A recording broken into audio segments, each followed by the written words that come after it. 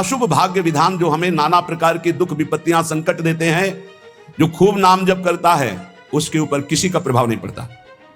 विपत्तियां, अशुभ विनायक, भूत प्रेत पिशाच यक्ष राक्षस, किसी की ताकत नहीं।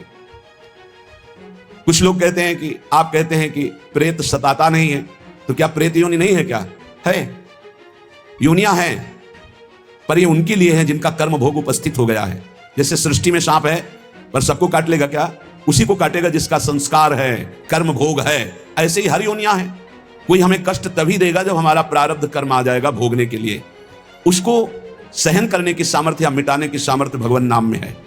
विश्वास कीजिए, राधा वल्लभ भजत भज भली भली सब होए, जिते विनायक शुभ अशुभ विघ्न करे नहीं कोई। विघ्न करे नहीं कोई, डरे कलिकाल कष्ट भय, हरे सकल संताप हरस हरि नाम जपत जय। जिसके मुख में नाम चलता रहता है, जो अशुभ प्रारब्ध है वो भी बहुत क्षीण होकर प्राप्त होता है।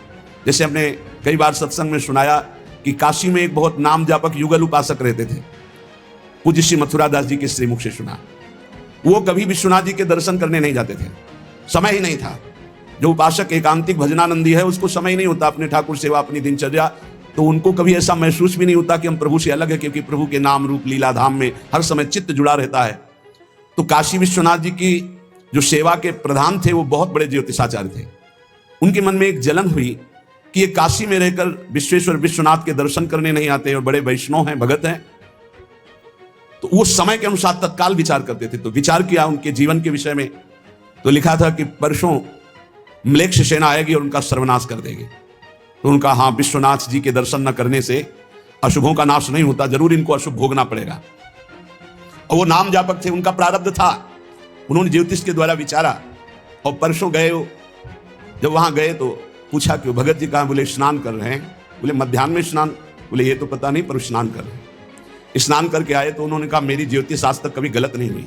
भगवान विश्वनाथ जी के वरदान से मुझे ज्योतिष का ज्ञान है, और 12 बजे आपके पास म्लेच्छ सेना आनी चाहिए थी आज, और वो आपका विनाश करने, तो वो आई नहीं। इसका मतलब मेरी ज्योतिष झूठी हो गई?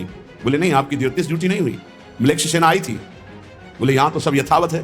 बोले प्रगट में नहीं आई, मैं जब भोग पधराकर प्रिया प्रीतम का ध्यान कर रहा था भोग का, उसी समय म्लेच्छ सेना मेरे ध्यान में आई और सब कुछ विनाश किया। फिर मेरा ध्यान टूटा, तो हमने सोचा चलो प्रगट में ना सही, भाव में तो आई, तो इसीलिए स्नान करने गए थे, अब भोग उसारेंगे ठाकुर जी का। ये है ठाकुर सेवा और नाम जप का प्रभाव कि अशुभों को भाव में मिटा दिया, स्वप्न में मिटा दिया, या थोड़ा बारा कष्ट देके मिटा दिया। नाम के बल मिटत भीषण अशुभ भाग्य विधान। भीषण अशुभ भाग्य का विधान नाम जप से मिट जाता है।